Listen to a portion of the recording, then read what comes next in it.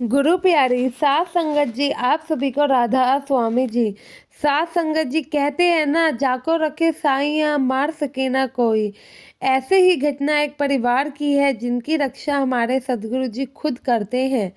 सात संगत जी, वीडियो को पूरा देखने से पहले आपसे विनती करती हूँ कि चैनल पर नए हैं तो संगत के अपने इस चैनल को सब्सक्राइब जरूर कर ले और कमेंट में राधा स्वामी लिखना ना भूले जी। सात संगत जी, यह घटना पानीपत के रहने वाले एक परिवार की है जो कि अभी हाल ही में हुए भंडारे पर जाना चाहता था, लेकिन इनको छुट्टी ना मिलने के कारण यह परिवार थोड़ा सा भंडारे पे एक दिन लेट पहुंचा था।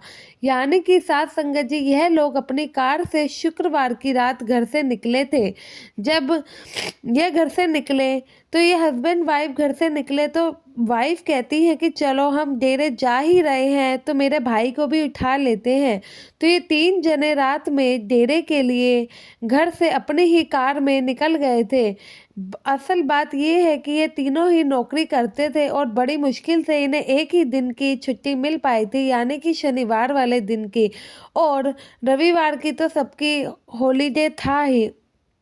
तो ये लोग जब डेरे के लिए निकले तो शनिवार की सुबह में वह डेरे पहुंच गए थे। इन लोगों ने शनिवार को बाबा जी के ओपन कार दर्शन किए और सत्संग भी सुना और शाम के समय सवाल जवाब का कार्यक्रम अटेंड भी किया था।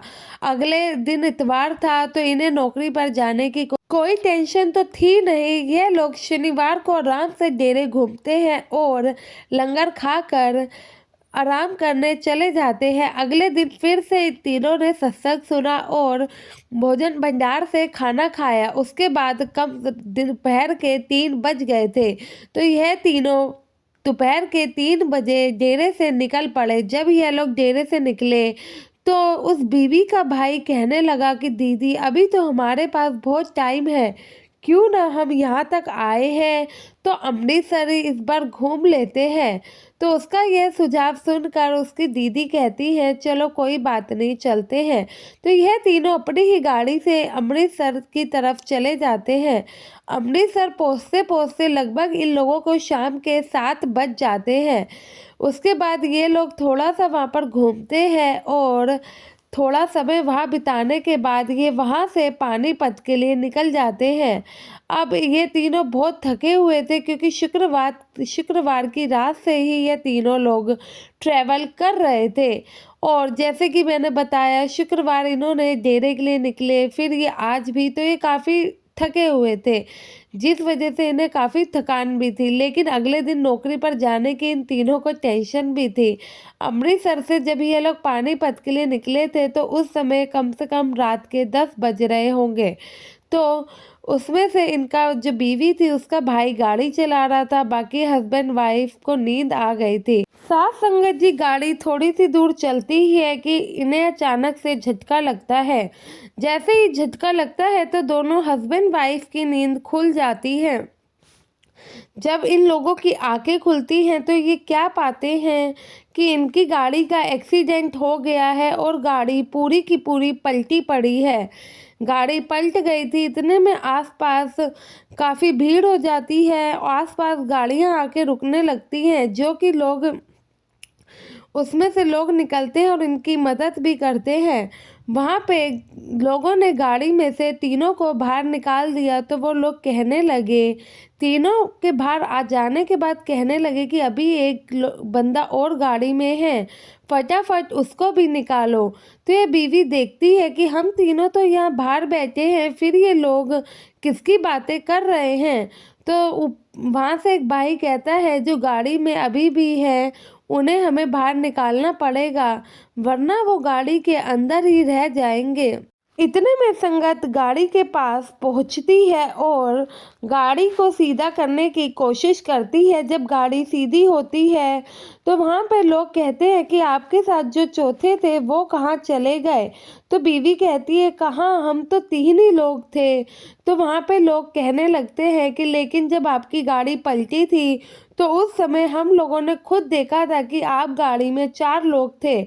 आप तीनों के अलावा एक सरदार जी भी गाड़ी में बैठे थे जिन्होंने सफ़ेद कुर्ता पहना हुआ था। लोग तो साथ संगत जी, जब ये लोगों की अजीब सी बातें सुनते हैं तो ये तीनों एक दूसरे का चेहरा देखते हैं।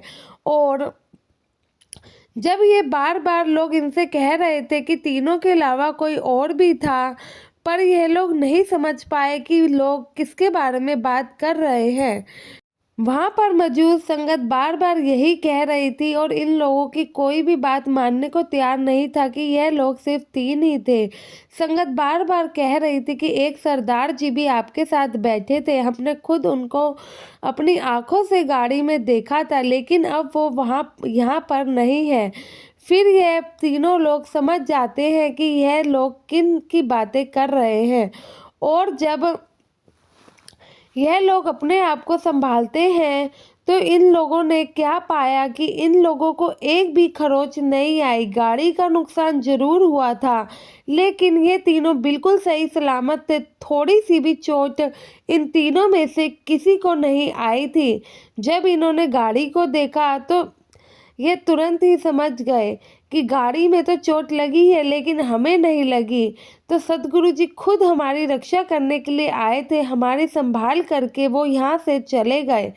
और लेकिन यह लोगों की बातों को तो पहले समझ नहीं पाए थे, लेकिन अब ये अच्छे से समझ गए थे कि बाबा जी ने कैसे इन लोगों की मदद करी। इतने बड़े एक्सीडेंट के बाद भी इन लोगों को क्यों कुछ नहीं हुआ, इतने बड़े एक्सीडेंट के बाद भी सदगुरु ने कैसे इन्हें बचा लिया। आखिर सदगुरु कैसे काल से अपनी रूहों को बचा ही लेते हैं।